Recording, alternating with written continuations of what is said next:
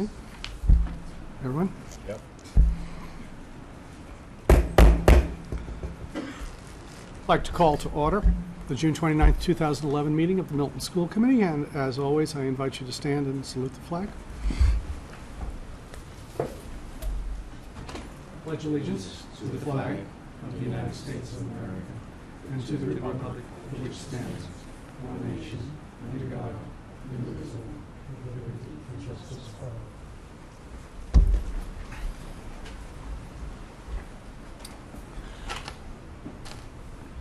All right, with respect to this evening's agenda, I have one piece I do need to add on Chairman's report, which concerns acceptance of bids on the Pierce and Glover roofing project. So I'd like to have that one on.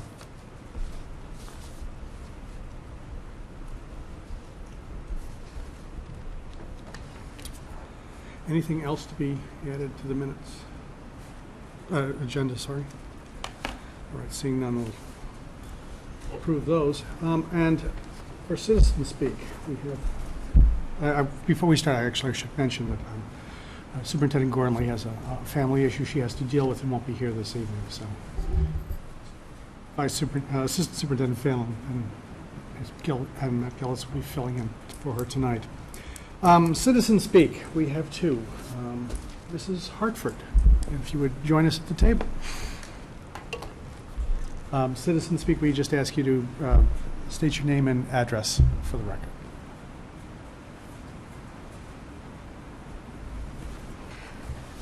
I'm Betsy Hartford. I live at 45 West Side Road, Milton.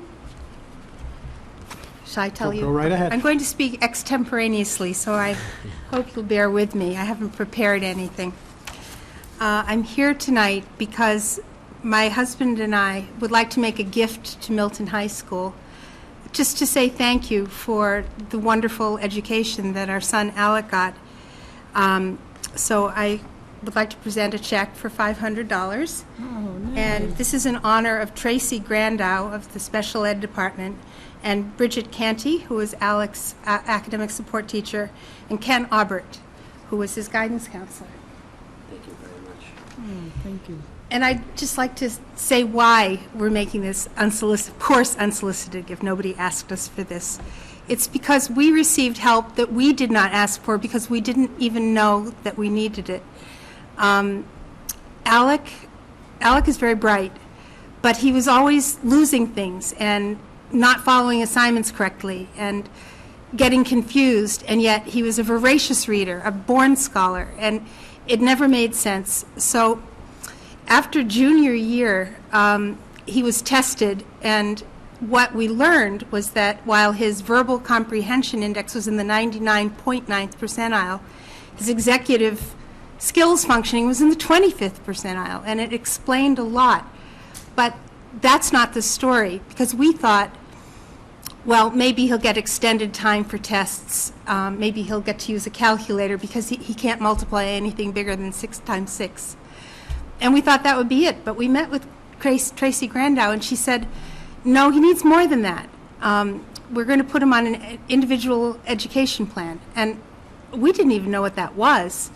So we said, well, what is it? And she explained that he would have academic support every day, that the academic support teacher would work with his teachers, help him understand what he didn't understand, help him learn to keep track of things, help him learn to write essays that did not ramble and digress into all kinds of interesting ways, but got C's and D's because they were not meeting the requirements of the assignment. And they worked with him really, really closely the whole year, just 1 year, because he was a senior by then. And we had wondered whether he would even be going to college this coming year. His grades had been B's, C's, D's.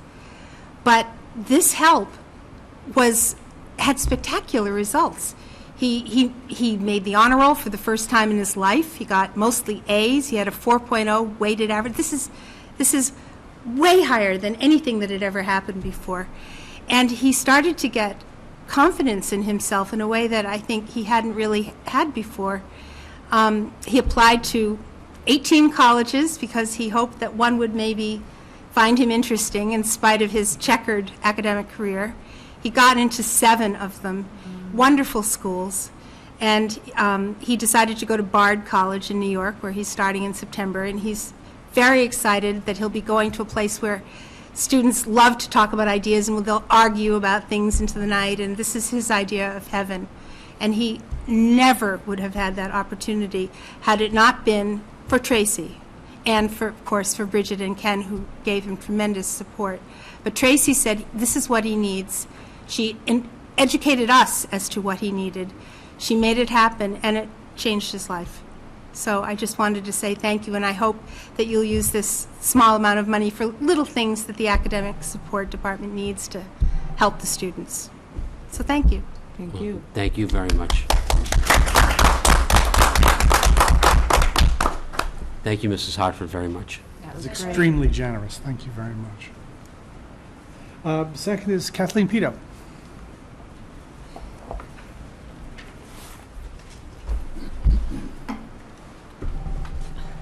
Hello, Kathleen Pito, 840 Brook Road. I'm actually here again for the second time, just with a little more information about the libraries at the elementary level.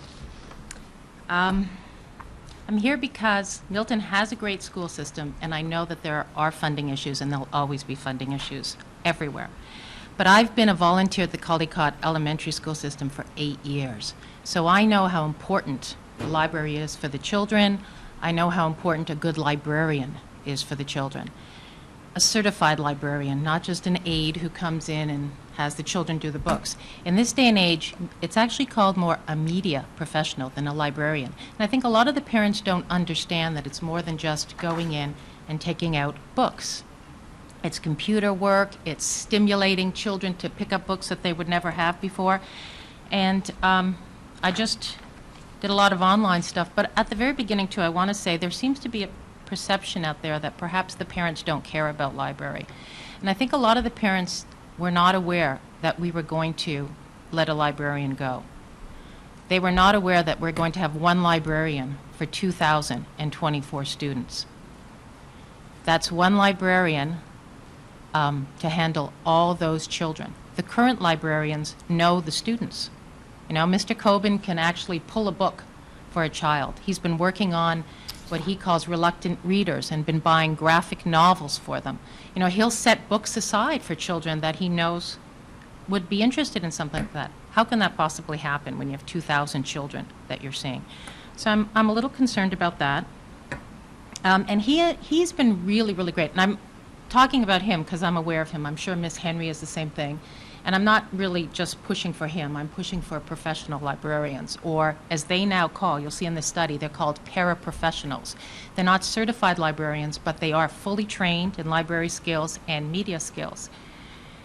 And I know he's been working on writing grants to work on the catalogs.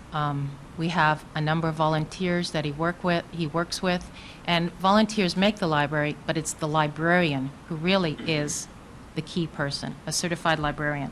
I did on a couple of things in this package that I've given to Mr. Phelan and to Mr. Pavlicek. First thing is at the beginning of June, when it seemed as if this was happening, that we were actually going to lose a librarian. The only reason I know is because I work with Mr. Coben very closely. Ms. Henry at that point was not even sure that this was happening, but he had been told that he was going back into the classroom. So I went, we had our school, Caldecott had their book fair, and in 20 minutes, I had 4 sheets of paper. It was signed by parents who were concerned that we were talking about cutting back library. I mean, they're talking, what's proposed is library once every 2 weeks. My daughter had that 2 years ago. She was in the 3rd grade at the time. She had library once a month because her library day happened to fall on Monday, and that was always a holiday. So we're talking about once a month for a professional library. So anyway, I do have in here the 71 names plus some Cunningham names. I didn't pursue this any further because I was told to hold back until more information was available. And I did not want to go out to the parents if I wasn't fully informed myself, and I really wasn't. And by the time I was, it was 3 days before the end of school, and that was it. Another thing that I did, which I thought was incredibly useful, which is in this package, is I surveyed 16 of our surrounding towns. The list is here. It's the typical names: Canton, Cohasset, Needham, Stoughton, Wellesley, Winchester. And of all the towns, the only town that we are providing better library service for is Quincy. Quincy now has no library. They let go of everyone, and it's parent volunteers and teachers who are providing library services, but all it is to go in, pick up a book, and leave. Even Braintree has lost library space, but what they do is they have the books out in the hall, and the kids come and take books, and the library is there, but they still do computer online library. And every other town has library at least once a week. There are some towns who have it 3 times a week. And so most people have it, a minimum of 1 time a week for 30 minutes. But some other people, as I said, have it more. And library is not just, as I said, the books. It's the whole computer issue. Learn how to do research online, what is and what is not legitimate research, find books, things like that. And a lot of people are actually downplaying the books, and the online information has become more important. As I said, they're called paraprofessionals, they're library media specialists. The other thing that was interesting is we are of all these towns, there's only 4 towns that the library is solely funded by the PTO, and we are one of them, other than grant writing that Mr. Coben did. But all the books are either donated or PTO funded. And I know, I was the PTO president, and I ran all the book fairs, so I knew what happened there.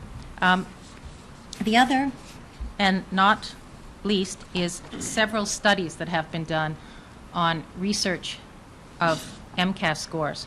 And I don't want to go on forever here, and I have summarized it in the first 2 sheets in here, but there's even more detail in here. And basically it boils down to the most universal finding is the presence of full-time certified school librarians and appropriate support staff who implement a quality, school-integrated program of library services. Schools with librarians average 10 to 20% higher on MCAS scores.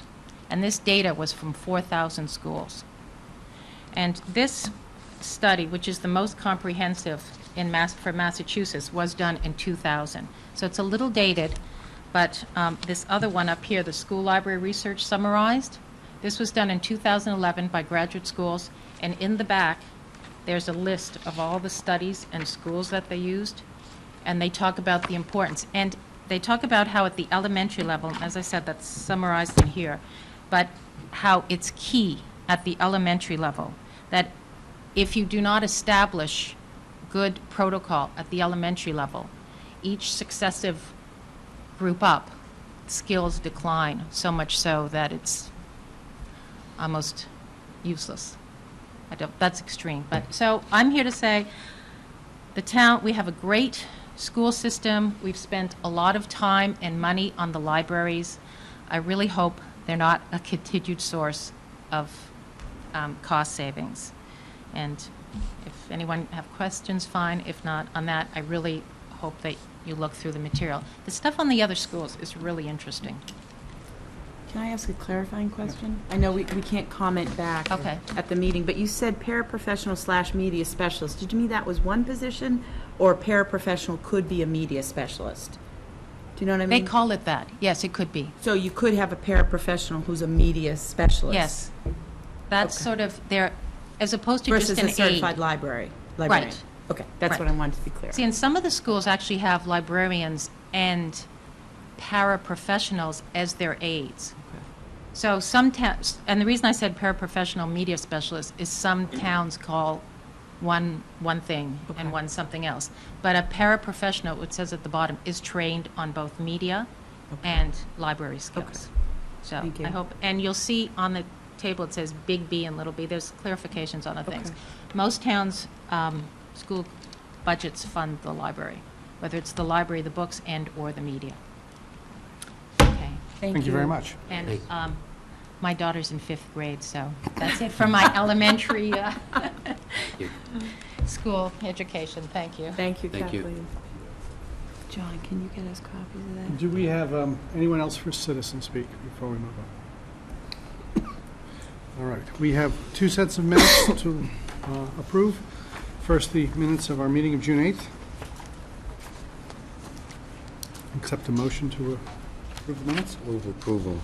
Second. Approved by Mr. Walker, second by Mr. Cohen. Any comments, corrections? Seeing none, all those in favor? Opposed, abstaining? One abstention, Ms. Jones. It's 301. Jones. Our minutes of June 15th. Move approval. Move approval by Mr. Walker, Second. second by Mr. Cohen. Any comments, corrections, amendments? Hearing none, all those in favor of the minutes of June 15th? That's unanimous.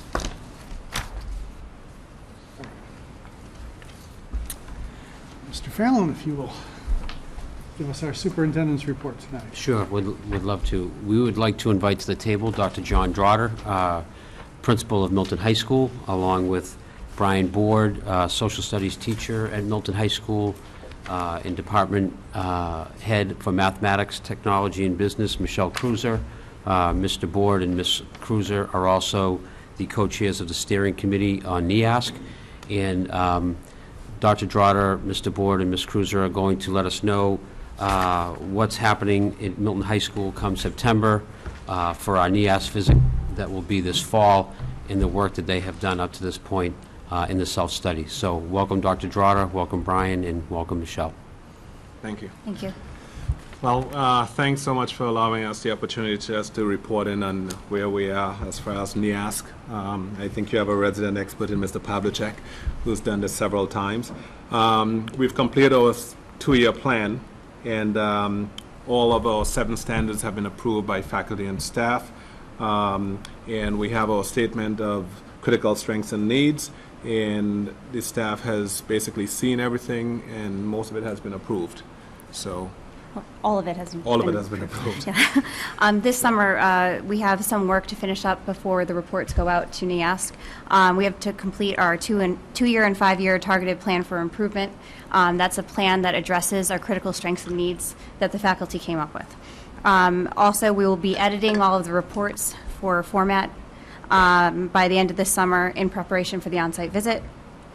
This fall, at the end of the summer, we will send everything to NEASC, and then this fall, we will have a preliminary visit by the visiting team chairperson about 1 month prior to the visit, and they'll review all the components of the on-site visit with us and go through everything, answer any questions. We'll answer any questions for them that they might have just after they had read the material. And then our NEASC on-site visit will be starting on November 6th, which is a Sunday, and it will go through Wednesday, November 9th in the fall. Has been pushed back from the original date, so we have a little bit more time. So. Having met with Brian and Michelle and Dr. Drotter in preparation for this, the fall is very important because we also may need the participation of the community and parents of Milton High School. So part of the reason that we're here tonight is to let parents know that we will be calling and soliciting them to be involved in the visit from NEASC. It's very important for NEASC to have the parent communication and involvement and input in this process. And would also like to add, as my first year of going through NEASC personally, the amount of work that the Milton High School faculty has put in during the school day, and more importantly, outside the school day, the dedication of the staff to prepare this work in such a professional manner and present it to the NEASC committee, go on visits on their own time and during some professional time to visit other schools and do visits so they know what the teams are looking for. The work that Michelle and Brian have led their committees through is exceptional, and all of that work has been led in a very overarching way by Dr. Drotter. So we would like to thank the staff and faculty of Milton High for the work that they've put in to this point. Mr. Cohen. Can you, and maybe I should know this, but who is NEASC? What do they do, and what's their purpose? Sure. Yeah, NEASC is the New England Association of Schools and Colleges. So, there are regional associations across the country, as for the New England Association. It's a voluntary organization, but because of the high quality that they hold schools to, it's an organization, when you're granted accreditation, has a lot of meaning to it. So, and it's totally a membership organization. So when a visiting team comes out, it's made up of local, New England people. We're going to have principals, teachers, department heads from, the whole New England area. There'll be 16 of them coming. So you're being evaluated by your peers, people that really know schools, that are actively involved in schools. And they'll come out to take our self-study, our reflection, and, see how, where we are in that. They kind of assess how well we did that process. And, they also bring a critical eye to it for us. So, Is this something you have to do, or can you refuse it? we can quit. That's how you refuse. You don't pay the dues and you say, I'm sorry, we're not going to participate anymore. So it is a voluntary organization. Yeah, about 2,000 member schools, private schools, public schools, universities, colleges, and people want accreditation. And kids desire and parents desire accredited schools. So it's important that we remain part of it. And what comes with that is obviously the test, and this is our test. Right. And how often is this done? I'm sorry. Well, it depends. On this visit, you can be granted accreditation for up to 10 years. So that's the goal. I mean, ours was 10 years ago the last time. So we've managed to be on that 10-year cycle. If something did come up of significance that they thought, they could put you on a shorter timetable. But I'd just like to echo what Mr. Phelan said about, the quality of what the teachers did in the steering committee. This is a process that's run and done by all the teachers, and that we did have student and parent involvement in it. On each committee, we started with parents and students. Sometimes it's hard, but some of the committees, the parents hung in there and were part of the process. But in that information gathering, all the students are surveyed, parents are surveyed also, to get their input into it. So we do want to say that it's not just, the teachers that make the insights into this, but also input from students and parents. But, the steering committee is the one that really organized, gets everybody involved, and they did an excellent job. And Brian and Michelle showed outstanding leadership, being the co-chairs of the committee. There's an awful lot to it, and they really ran with it well. I just wanted to say it's a huge undertaking. I mean, even though the self-study may only be 150 pages, there's thousands of pages of documents that back all this up. Luckily, we have CD-ROMs now, so it's not. It used to be you had to have an entire room full of documents. I mean, just filing cabinets upon filing cabinets of stuff. And this group, it comes in and splits up into sub-teams, and they are scheduled morning till night for the 4 days they're here. It's an amazing process, and it will consume all of our time that first half week of in November, because the whole school will be working around these multiple visits on everything at that point. It's quite the ordeal. But if you're going to have a real evaluation, you have to do this. So I mean, it's a wonderful learning experience for a school to go through this and have a set of your peers look things over. But it's quite the job, and I commend you for doing it. We're a year behind you. I'm working on our self-study. Well, and the nice other side of it is that all the members on the steering committee and our chairs of each of the standards participate in these visits where they've gone off to other schools. So they really get to see education and go through the process on the evaluation side so that they really understand it too. Absolutely. I know Brian and Michelle have both been out, and everybody else, and that's quite an experience, like you said. Kristen. I appreciate all the work that's gone into this, and it's going to be great, I know, I can tell. And Dr. Drotta, you're still going to come back and work on this, correct? Yes, I'll be around. Okay, good. My question is, and we get so many emails, I may have missed this, But the 7 standards reports and the school's critical needs and strengths and needs, do we get that before the visit, the school committee? Did we already get it and I missed it? No, we haven't gotten it yet, but we Okay. will get it. The documents are a work in progress, so if you do want to see it, we can make it available, as long as they've been approved by the faculty, and they all have, so we can make But they don't need to go through the school committee as well?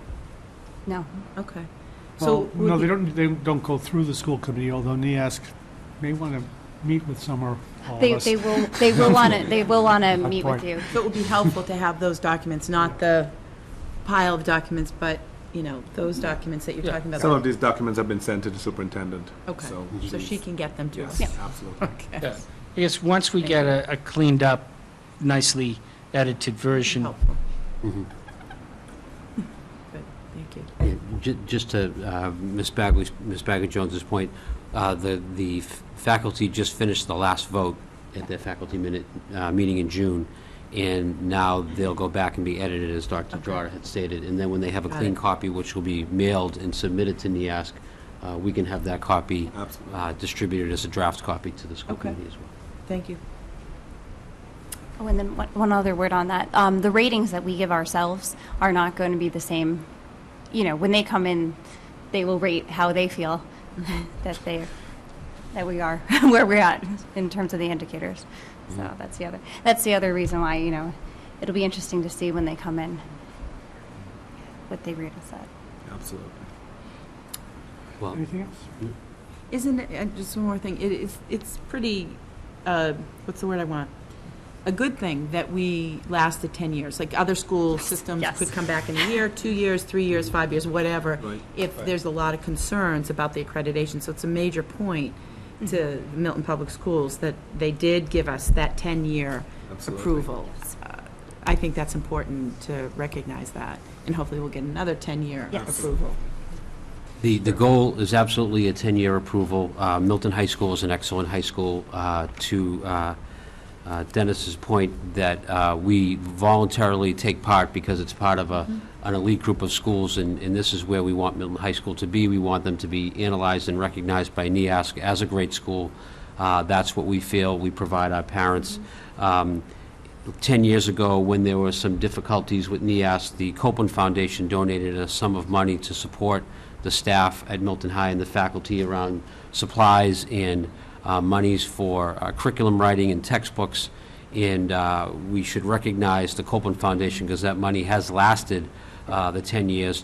Dr. Drotter has been very conservative and efficient with the funds that they have provided, but they have supported and enriched the Milton High School experience for every student, and also have prepared the staff and the students in terms of curriculum and text and materials as well over the 10 years. So would like to publicly thank the Copeland Foundation for that incredible generosity 10 years ago that's still carrying Milton High School as we speak.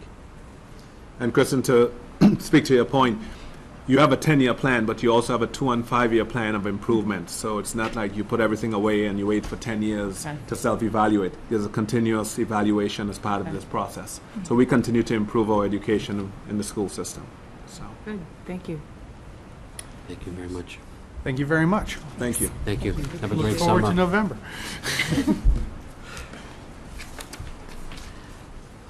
Next, we have on the agenda the Milton Public Education Government Television.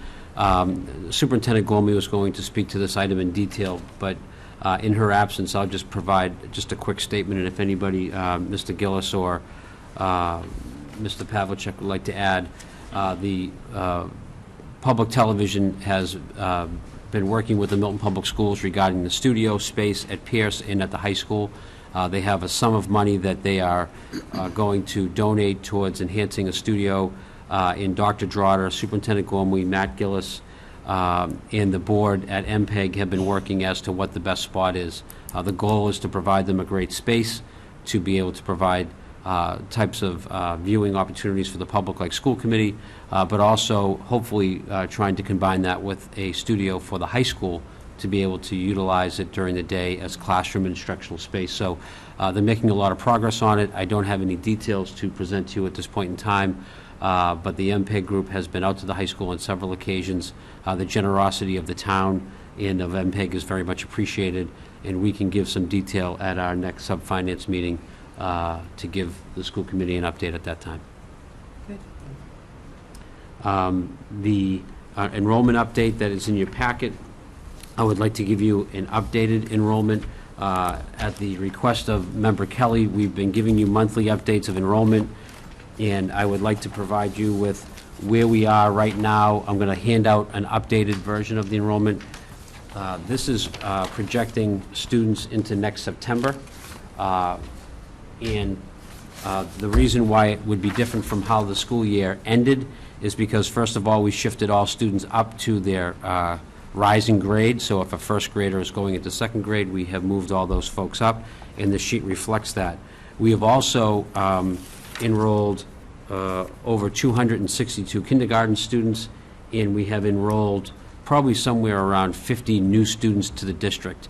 And so the public understands how we enroll new students over the summer and through the spring. After our initial burst of kindergarten students in grade 1 assignments that we do, we always have families that will be coming in between the months of May, June, July, and August to enroll for September.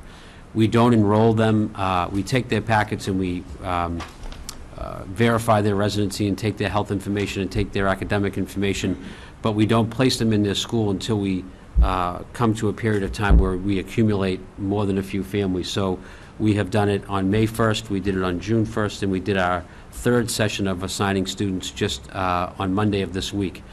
We will then do another assignment sometime in mid-July, and then anybody that comes in from mid-July to the beginning of school will be assigned their school at that time. So the reason why we do that is to efficiently assign our students to make sure we can continually balance class size in all the schools. So as of today, June 29th, this is what the student enrollment chart would look like at our elementary schools for next year. Does anybody have any questions? Any questions?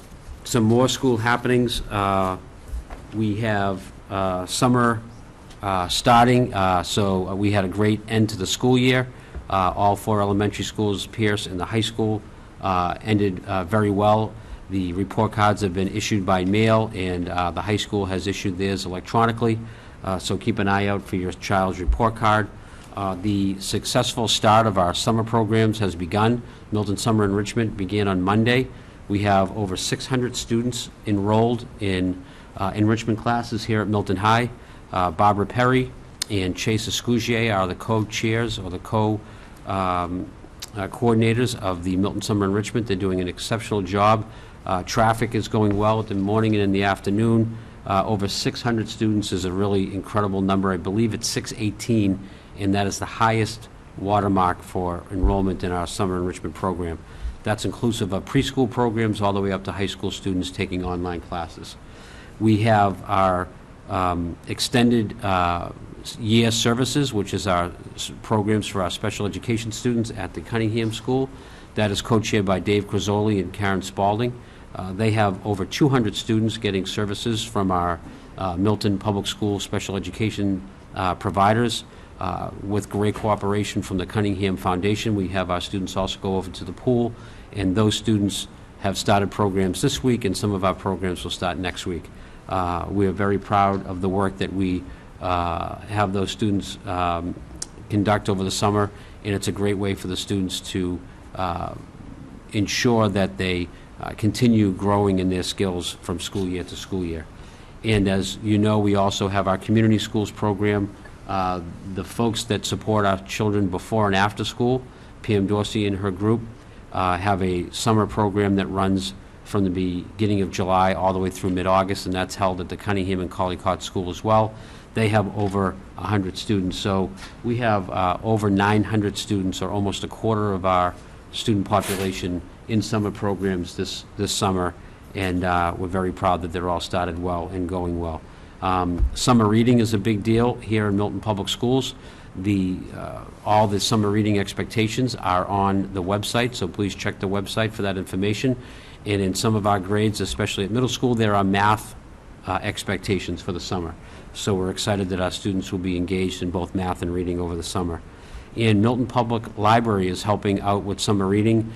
They've started a new program called Chill Out and Read. In the afternoon, they're supporting summer reading at the main library on Reedsdale Road, on Canton Ave, excuse me. And we hope everybody takes advantage of that air-conditioned space and provides their child with a nice space to read as well. Lastly, we provided for you the document that we sent out to parents in regards to the elementary specialist schedule. This letter was sent out to parents on June 15th. It was a uniform letter that was drafted by the principals and myself, and each elementary principal sent this out to the parents in mid-June to describe what their child's specialist schedule in terms of frequency, how often they will meet, and any changes that may be taking place for September of 2011.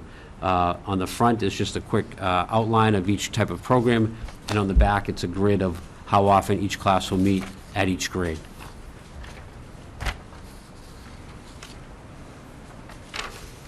To support that, at one of our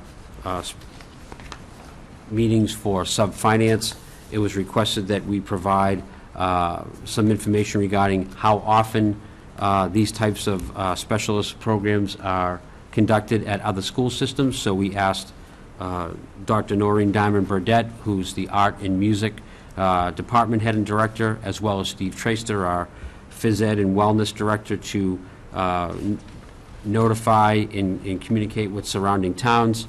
And we did some research with Braintree, Duxbury, Needham, Sharon, Dedham, Hingham, Quincy, Norwell, Wellesley, and Brookline, just to compare how often they provided elementary art, music, and phys ed and wellness in library. So that has also been provided for you in your packet. Are there any questions about either of those documents? Ms. Bagley Johnson. Are you done? Because I had a couple questions, but you went, I had a couple questions back Sure. in enrichment, in enrollment. Sure. Okay. Can I ask? Go right ahead. Absolutely. Okay. Did you mention the FAVA and the drama club? Did you mention those and I missed it? For what? That's part of the summer offerings? I didn't know if parents I would did know not. about the FAVA art camp that's 4 weeks and the drama, which the dates are listed there. I That's didn't know if correct. parents would know. We are offering favorites at Milton High School. It will run 2 weeks from 8 to 12. And they have put out some pretty good publicity for 4 weeks. And we have Spotlight Summer Theater Camp run by Bill DeShanes, who is the infamous drama teacher at the Pierce Middle School.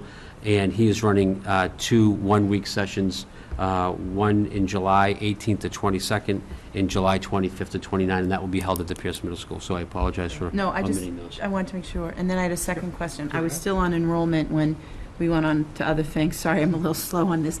On the Collycott French grade 1 through 5, there's a gray blank there, and also at Cunningham in grade 4. Do you see what I mean? What are Yes. the blanks for in grades 5 and grade 4? Do The- you mean we don't have a class there, or? That's correct. That would mean, for example, in Collycott, is that most years at Collycott, there are 2 strands of English and 2 strands of French. Right. But 5 years ago, that 5th grade group only had 1 strand worth of students Yep. taking the French program. So as you notice, those gray blocks, if there is a block in that space, that means there's only 1 strand of that Okay. program. As an example, one of the things that we did in the World Language Program was try to provide a structure to how we organize both the English program and the French program, and we've established that each school will have a predetermined amount of classes in each program. That's why you'll see the holes at the later grades, because we didn't do it in that fashion 5 years ago, but we've been doing it for the last 2 years in that fashion. So just as a follow-up to that? Yep. So that grade, was it grade 3-4 bump or grade 4-5 bump where we had 2 classes and we had to go to 1? Did we resolve that? I wasn't at Finance Subcommittee. That's On coming the up agenda tonight. It's Thank in a you. few minutes. Thank you. I'll wait for that. Okay. Thanks. Thank you, John. You're welcome. Anything else on the superintendent's report? I believe that's it. All right, thank you, Mr. Fallon. We'll move on to the chairman's report, a couple of pieces here. First is the school committee subcommittees this is the sheet we saw last time. There are actually two slight changes on it from that one we saw last time. We were looking for someone to do the off-week payroll and sign the personnel payroll at Town Hall, and Mr. Kahane has volunteered to take that one on, so we have a person doing that. And the other change here has to do with the MPEG representative. We had our network administrator as the representative to that committee, and during the course of the negotiations to put a studio in here, again, Mr. Cohane has been sitting on that committee, and since we have a school committee person involved, I would rather have the school committee person representing us, although according to this sheet, he's now become the network administrator too, so I think we'll have to change those two words off. So he would be the school committee representative to the MPEG. So just to be official, I think I'd entertain a motion to accept the changes in our school committee, subcommittee roster. So moved. So moved, Mr. Walker. Second, Ms. Bagley Jones. Any other comments, questions? Can we have a vote then? All those in favor? And that is unanimous. Thank you. Secondly, the Mass Association of School Committees Annual Meeting Delegate Appointment. This is the annual meeting that occurs at the end of October, beginning of November every year. And usually in the fall, we appoint someone to go as our representative. Not only votes on the budget and so forth of the organization, but on various resolutions that they take to bring forward as legislative items. We're looking at it now because they have a discounted rate if you send your representative in by July 15th, and a discounted rate is a good thing. So we're looking at making the appointment now so we can send it in and save a little money on the meeting. I've been delegate several times. It's a good meeting to go to. Mr. Kahane went last year and has volunteered to go unless someone else would like to go. And so I will. Bagley Jones doesn't seem. No. Should go again. Yeah. Can't plan that far ahead. I think we're hearing Mr. Cohane is being acclaimed as a good candidate for his second time as representing us, so I would entertain a motion to So moved. name Mr. Cohane as our representative to the MASC annual meeting. It was moved by Mr. Walker, seconded by Ms. Bagley Jones, who's nodding her head. Would you accept the? I'll accept. The joys I figured of I being, should ask you that. the joys of being self-employed. Thank you. Then, just to take a vote, all those in favor? That is unanimous. Thank you very much. An updated version of the school committee calendar was given to you as an attachment. Really, the only change in this from the last one is the addition of our continuation of our retreat meeting on July 13th. We do want to, gotten some feedback from Ms. Sheridan, for instance, on a couple of pieces of the calendar for next year. For instance, we had MFE come in the fall, but that's because MFE always had their event in the fall, and perhaps it's more reasonable to have them come in a little later since their event may be in the spring again this year. So a couple minor changes to it like that. So if you haven't had a chance to look it over, I ask you to take a look over it, and any suggestions you might have, bring to us. You can send them in to Charlene, and we'll put this together at our next meeting and just settle it a little more. Yes? Do we have any items of interest on the warrant for the special town meeting? I'm not aware of any. Are you? I'm not. Okay. I would like to be informed if that's the case. I don't believe we have any items of interest on the special town meeting in the fall. And so that would be the calendar. Two other pieces. One concerns, you may have seen in the email server from MASC, the Attorney General's office has issued draft regulations on further enhancements of the open meeting law. The open meeting law, as you remember, took effect a year ago, and one of the pieces that they said they were looking at was remote participation by members who couldn't physically be at a meeting, and they have issued regulations with respect to that, or proposed regulations with respect to that, and there's a comment period open through the summer. Basically, it would allow, in the case of a town, the Board of Selectmen to opt into remote participation at local government meetings. You would still have to have a quorum present.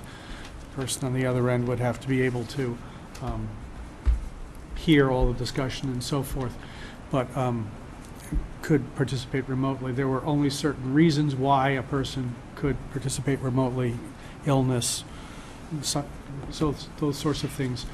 Interestingly enough, if you are out of town and remote from the meeting, that would be a reason for a state, regional, or district meeting, but not for a local meeting. The person could participate remotely as would affect a town. Local meetings wouldn't be counted as absent, would not be able to vote. They could just be allowed to listen in, basically. So you should be getting copies of the proposed regulations in email from MASC if you haven't already. Take a look over them if there's anything you feel a need to comment on. The comment period, I believe, is through something like September 10th or something like that. And eventually the AG's office will issue regulations on how we proceed with remote participation. At the moment, it's not allowed because there are no regulations. So, Mr. Walker. And once they issue those, we would need to vote to adopt those? Actually, the way it's currently proposed for a town, the selectmen would vote to adopt it for all committees of the town. It wouldn't be on a committee-by-committee basis. That's my initial reading of it. It's a town-wide vote made in a town by those selectmen. And given our structure, they could make that vote for the school committee as well? Their vote would be for all elected boards and commissions of the town. It's my reading of the proposed regulation. They're looking for a uniform application across town, so they're not leaving it to, it appears they are not leaving it to a board-by-board vote. Would you just confirm that for me with council?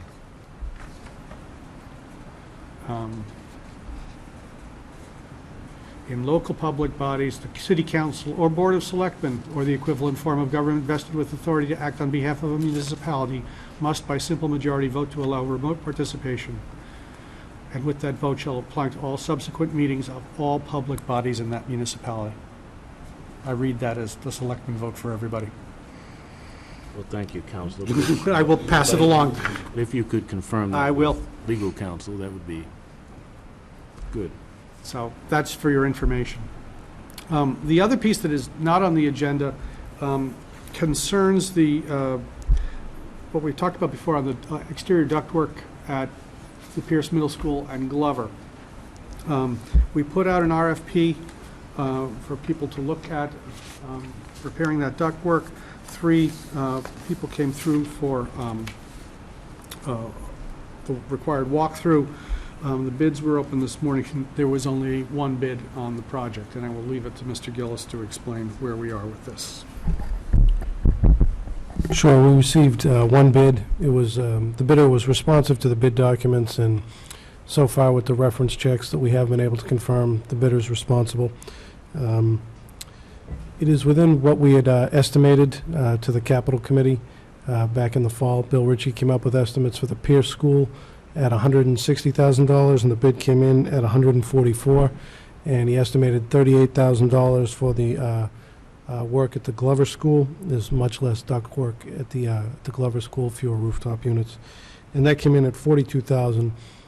So for a total bid of $187,171.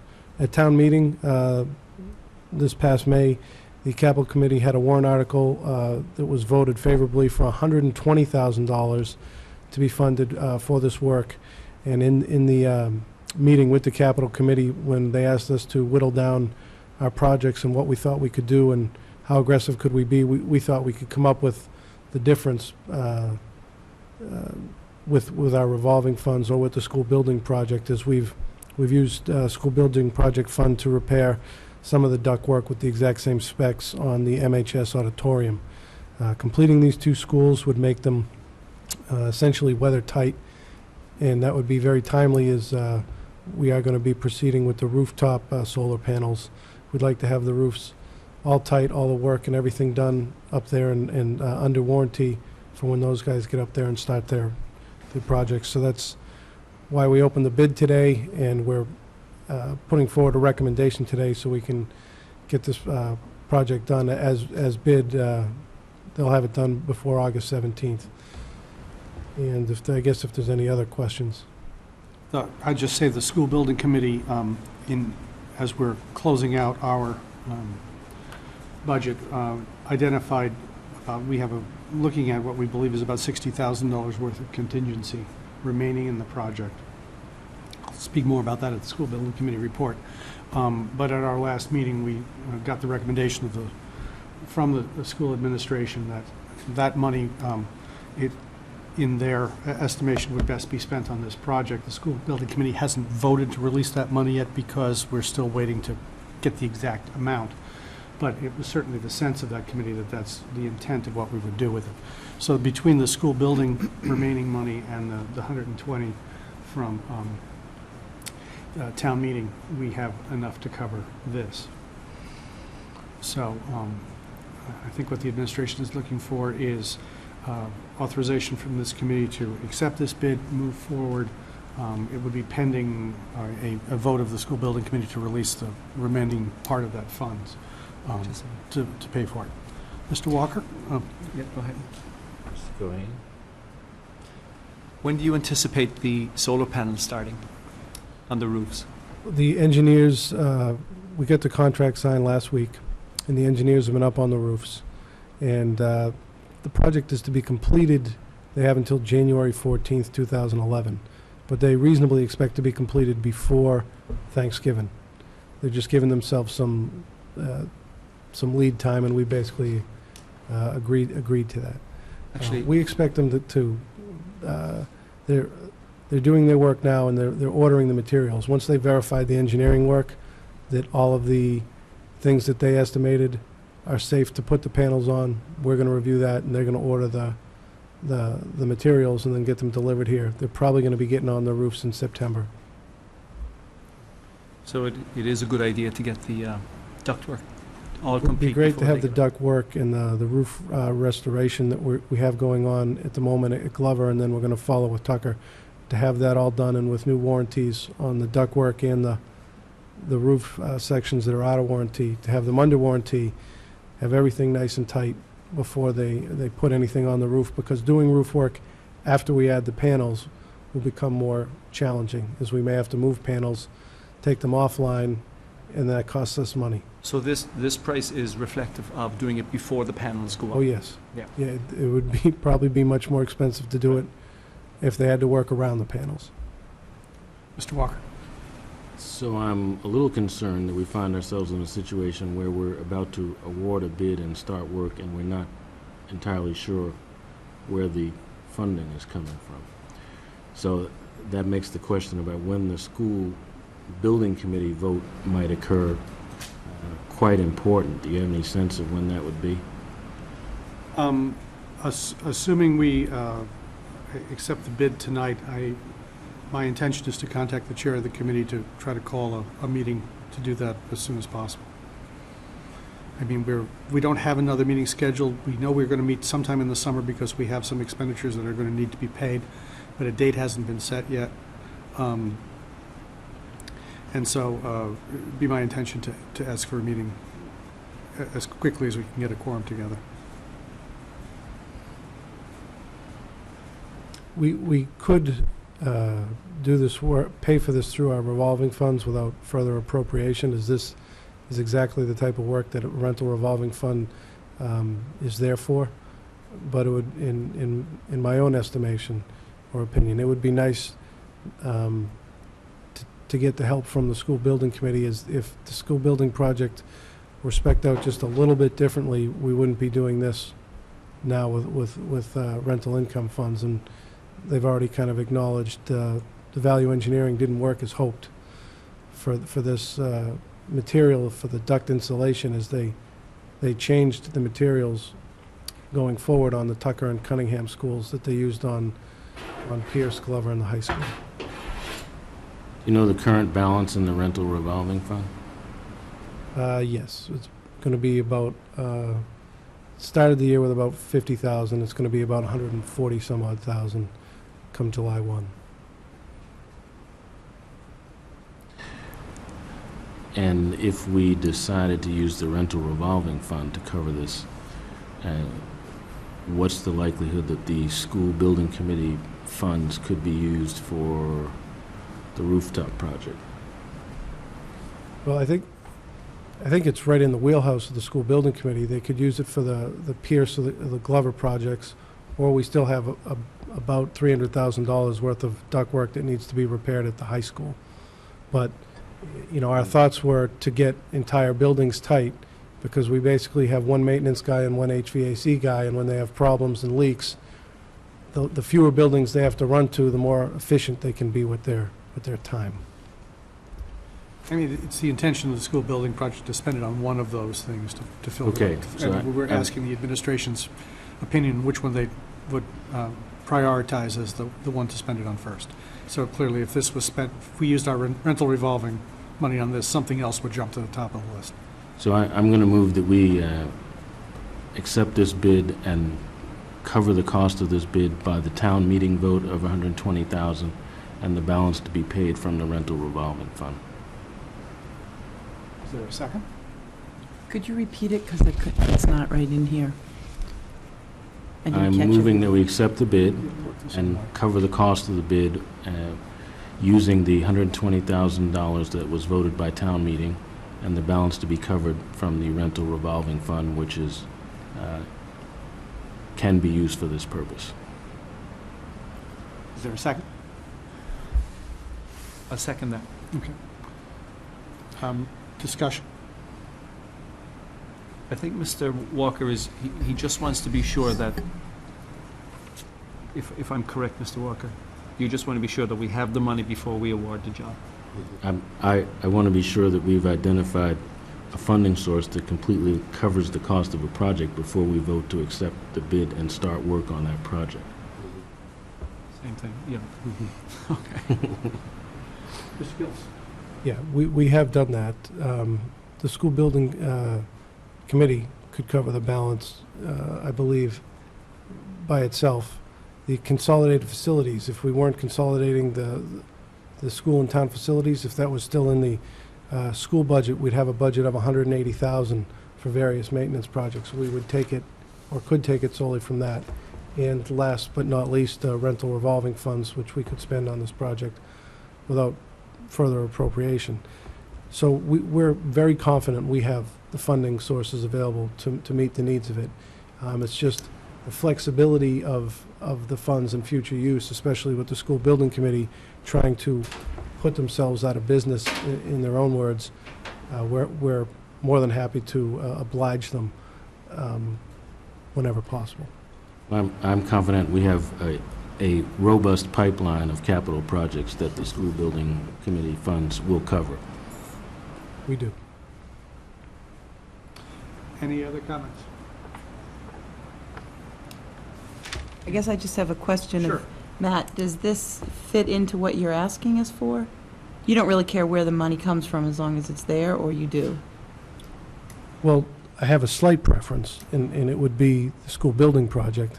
Because? Because they're trying to get put out of business, and this is work that is exactly what they've already spent money on. So it fits that, and it fits the scope of the original work of the project. The second would be the appropriation to consolidate facilities for the school and town facilities. This seems to be right in the wheelhouse of what it is they'd be doing on an annual basis. This would be the type of maintenance work that comes up from time to time. And the rental facilities funds, which, you know, we could use for this or to offset heating and electric costs and other types of chargebacks. So any of the three work. My preference is in that order, but whatever the committee is comfortable with is fine with me. Another question. So the projects in the pipeline that would use up the school building money, we are assured that they'll use up the money, in other words? Do you know what I'm saying? I'm confident we'll be able to provide projects to use up the money. It's a matter of how quick, and during the construction season. I don't want to speak for the committee, but the sentiment I've got is they wanted to be out of business yesterday. I'll let Glenn expand on that, so we're trying to accommodate them.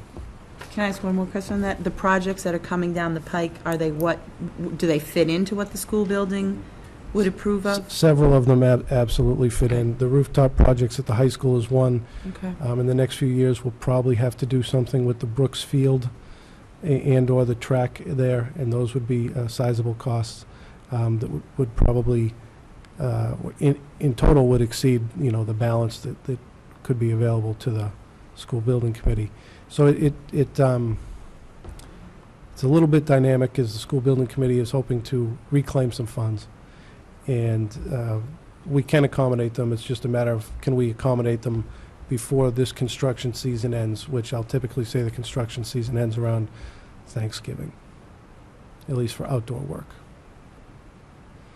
And at the moment, we don't have any other bid specs ready. Would Mr. Walker be amenable to a friendly amendment to say we would use the remaining money from the rental revolving fund, should the school building committee not vote to commit those funds by the time the project is due to start? So in other words, if the school building wants to give us the money for it, we'll take it, but otherwise we'll spend it on the rental revolving fund. That way we have committed funds as of today to do the project. We have the funds on hand for sure. We don't have to wait pending another vote, but if the vote comes through and says we want to spend the money on this, we would accept it. If we accept the bid and decide and award that bid, when would work start? I'd have to check with the contractor, but in the bid, he's agreed to completion by August 17th, so whether it be a week or 2 weeks, 3 weeks, maybe even August 1st, I don't think he'd want to wait too long.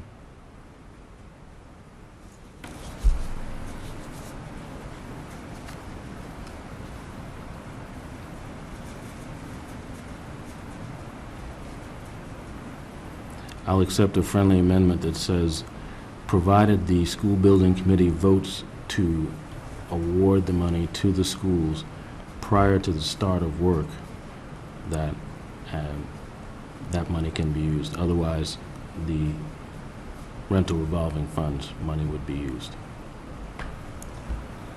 Okay. Second or accept that? I'll second that. You have that, Ann? Okay. So the motion on the floor is to award the contract using the $120,000 from the capital planning committee appropriation at town meeting, and either school building fund should be appropriated by the time the contract is due to the time the work is due to start, or by the rental revolving fund failing that. So, anything else?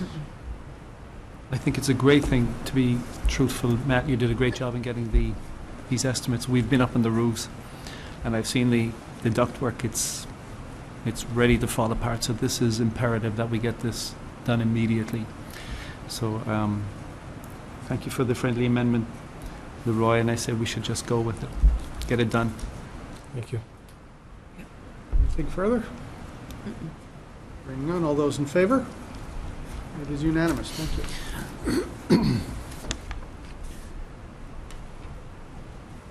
I believe all the items for the chairman's report, which means we move into the finance subcommittee report. And as Ms. Kelly is not here, I'll just keep talking.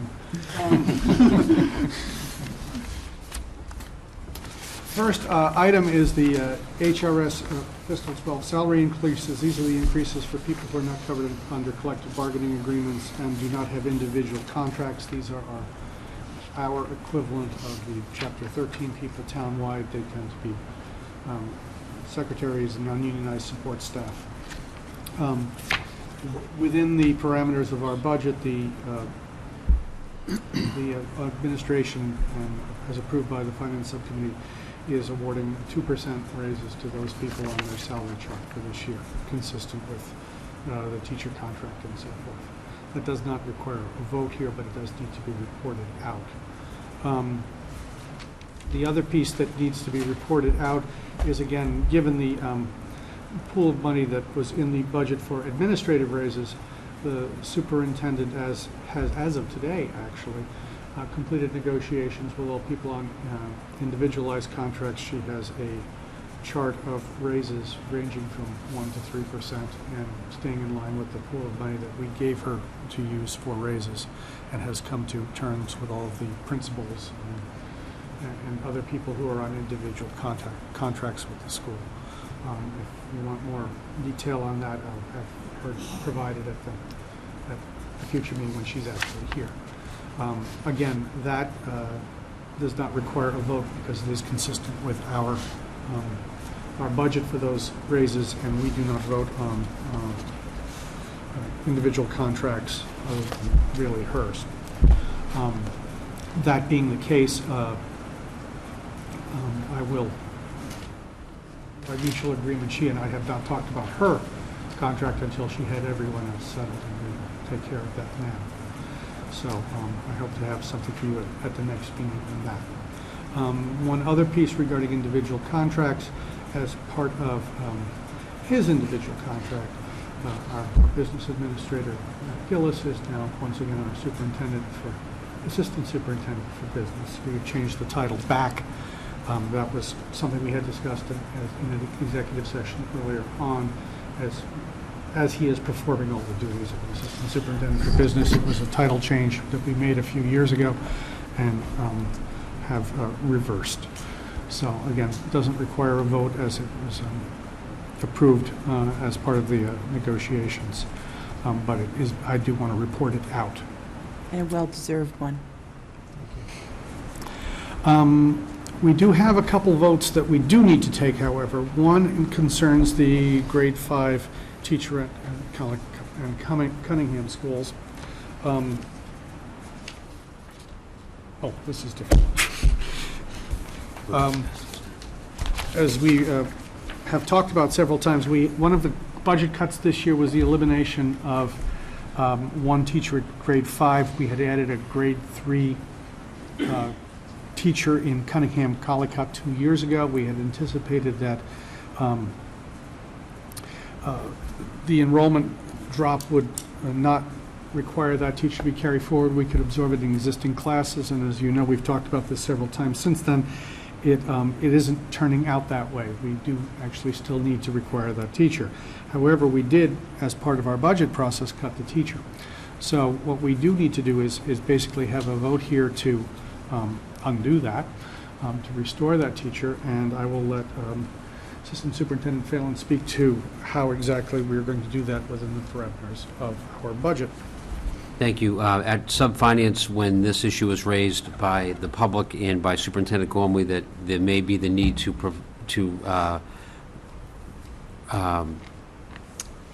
put back this teacher position into the budget, the school committee and the Subfinance committee asked us or gave us the charge of finding a funding source. We still had the same pool of money that we needed to work with within our budget, and so Superintendent Gormley asked Matt Gillis to scrub the books and to find out where, in fact, we may be able to find some funds within the monies that are already allocated to the school for next fiscal year. Mr. Gillis has provided a memo that in the jobs bill funds that were provided by the federal government, he has, I will let him speak to it, he has provided the total award of the jobs bill grant that was issued to the Milton Public Schools, how the money has been spent up to the date of July 1, 2011, the offset that we provided in next year's budget to move $100,000 forward, and the remaining money that we did not necessarily believe we had, but after doing the calculations, had some monies left over. So Assistant Superintendent Gillis may want to outline this chart with more detail. Sure. As you may recall, we got the jobs bill money last year in the 11th hour, just as or right after school started in August. When you get $400,000 right when the school year is about to start, there's only a handful of things you can do with it well, because you've already got your schedule set and you've got your kids placed, and you don't have enough time to find the right staff and reshuffle the schedule and do everything that you would ideally do if you had more time to plan the funds. So when we received the $405,000, we restored a middle school assistant principal position, a guidance department head position, and we put in a part-time guidance adjustment counselor. Through the budget with hirings and personnel moves, we didn't need to use the small amount for the department head position, and the hiring of the adjustment counselor happened later in the year, so we didn't need to use that funds. We were able to work that into our general fund budget, so we didn't use the Ed Grants money for that. So those savings, we projected having $100,000 to carry into fiscal 12. Those savings resulted in an extra $60,705 to be specific. And those are funds that we can carry over to fiscal 12, but we have to expend them by fiscal 12. So the Ed Jobs Bill seemed to be a natural solution, as this position at grade 5 for Cunningham Collicott to deal with a population bubble. The funding source will go away as the population bubble goes away, and we either have to spend the money on this or some other area, and reducing class size is a desire of the superintendent, and John Fallon can elaborate more on the merits of it, but this seemed to be a nice fit for a solution. Mr. Walker. So I just want to point out that Mr. Gillis didn't scrub the books. He carefully reviewed the books to identify potential funding sources. I have a motion. Okay. Can I ask a question? Yeah? Can I ask a question? Yes, go ahead, Mr. Jones.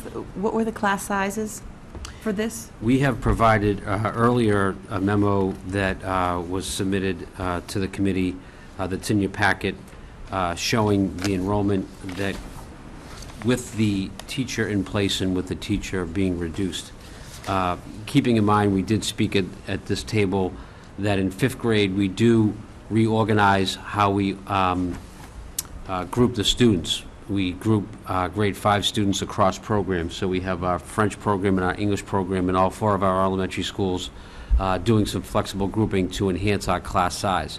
So that complicated how we would introduce this teacher into the Cunningham and Collicott. It might end up at just the Collicott because of how we group 5th grade students. So the class sizes, if we are able to provide this, would be 20 to 22, as opposed to at the Collicott, class sizes ranging with the inclusion of our students on in our special education programs for 70% of the day would be 29 and 29 in their English classes. So we are truly hoping that we might be able to get some reduction in enrollment or some shift, because we do have shifts in our enrollment in each grade level, but a 29 and a 29 would not be an appropriate class size. So we are reviewing the enrollment at both the Cunningham and the Collicott to see how to best use this position, but the position will go most likely to the Collicott to reduce the class size in grade 5 at the Collicott.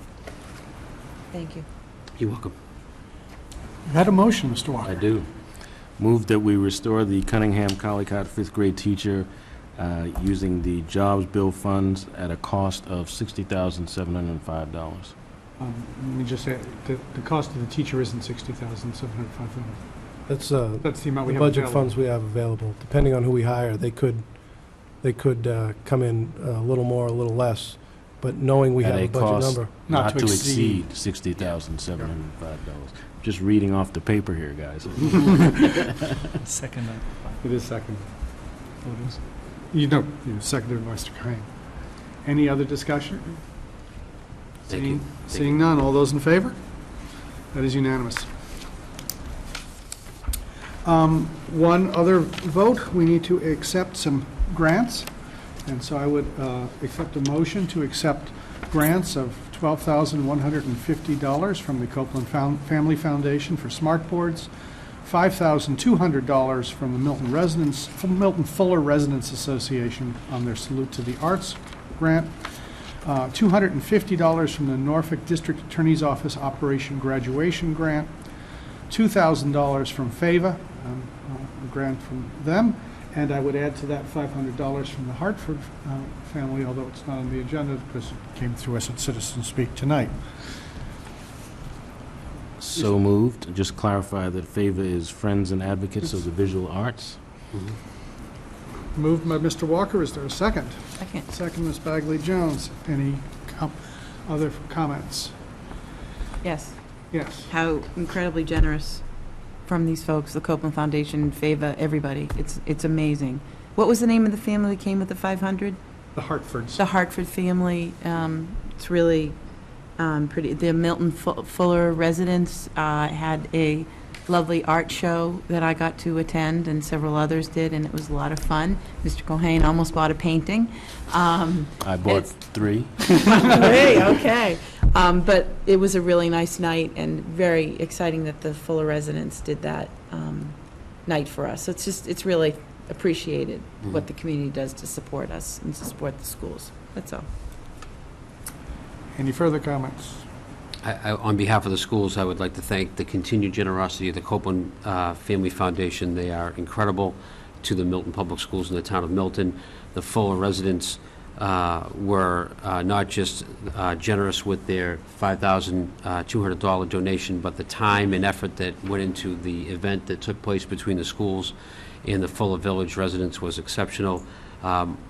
District Attorney Mike Morrissey personally came out with the check with Dan Feeney, Assistant District Attorney who's been working with the Milton Public Schools for almost 10 years, to present the check last week. They were very generous as well. In favor, always a great partner for our students, supporting art across the schools. We continue to work with all of these groups, and we thank them very much for their generosity. In the Hartford family, a very unique and generous gift by a single donor tonight of $500 is incredible. So we thank the Hartford family as well. Hearing no other comments, I call for a vote. All those in favor of accepting the gifts and grants? That is unanimous. Thank you very much. And that ends my report. So next we move on to the School Building Committee report, which means I still keep talking. Very quickly, the School Building Committee met. We have, as we mentioned earlier, about $60,000 in contingency funds that we see us as having available as we spend down the last items. You'll have noticed that if you came in by the front entrance, the diorama of the historical pictures of the old Milton High School is up over the front of the Winchester Auditorium, along with a brief plaque. There are more plaques and titles forthcoming for the various different named spaces that we hope to have them up by the end of the summer. We are at this point working on 2 other issues with the School Building Committee now that the solar panels are up on the top of Cunningham and Collicott. You will recall that that was to be 90% funded by a Mass Tech Collaborative grant. We have about $400,000 to be returned to us through that grant. So we're doing the paperwork now to get that money returned to the town. And the other issue, as we've mentioned previously, is the owner-controlled insurance plan that we had for the schools. We had originally deposited about something in the neighborhood of $2.5 million into a fund that would cover, we were self-insuring for a good part of our, what would have been workman's comp on the school building project. We were self-insuring for part of it with a catastrophic policy to cover the rest. We have approximately a little over $600,000 left in that fund, and so we are in the process of getting that returned as well. The details of how exactly that money can be used once it's returned to the town are currently being researched by the town accountant, because again, with respect to the particularly the owner-controlled insurance, we were one of the first communities to do it. So in other words, it's a question of, what are the regulations concerning that money coming back. Certainly all of it, as part of the school building project, goes back into school building project funds. It's not general fund money. The question is, what can it be done with at that point? At the very least, it will go to pay the interest and maturing debt on the school building project. So it will be used in some fashion to finish off the project, but until we actually conclude the negotiations and paperwork to get the money back into the town's hand, the school building committee will continue to operate for at least a little while longer. And that's all I have on that. Mr. Just a Kane? quick question. I'm glad to hear that you have 600,000, but I thought the number was closer to 1 million. And who was able to determine that it was reduced by that amount? We got in accounting, actually, we were, Tony Chicala, who is the chair of the committee, actually went directly to Zurich Insurance, and we were having some trouble getting an accounting, and so he just kept calling people's supervisors until he got high enough up that someone said, would you please answer him? And so we have an accounting, we have of exactly how the money was spent. I actually have a copy of it as to how much was spent on each And was each that, particular claim. was that money invested in a fund or something, do you know? It was deposited through, Zurich Insurance was the company that was handling it. I don't know. So they, Yeah, they held it in their funds. I'm not sure the details of how. No, the that money is they held. make, do they pass that along to us? No? It would be nice, but I would doubt it somehow. But Thanks. That's good news. that's, and the project went very well. I mean, there were a couple claims that had some substance to them, but if you go through the list of claims, they were mostly very small things. I mean, one person got poison ivy at Cunningham Collicott, we have to send, little things and so forth. There were only a couple, I think there were 2 falls or something in the entire project that cost us some money each. So that was not bad for a project of this scope and size. Over 50 million. All right, that completes school building. Anything else, citizens speak, topic responses from prior meetings? Next meeting agenda items, as I said, please come with questions on next year's calendar. And the other thing, please come with your calendars, because we need to look at summer meetings as well, if we are going to And try to it's schedule any more. July 13th is the July 13th is our, the retreat retreat. downstairs? Yes, At that's a non-televised but open meeting. 7. 7, I believe, yes. Okay. That's our next scheduled meeting. Thank you. Unless people have other business, I would entertain a motion to go into executive session for the purpose of contract negotiations, not to return to open session, but to adjourn directly from executive session. So So moved. moved. So moves Mr. Walker, second to Ms. Bagley Jones. This is a roll call vote. Mr. Walker? Yes. Mr. Kahane? Yes. Myself, yes. Ms. Bagley Jones? Yes. Thank you. Thank you, Cable.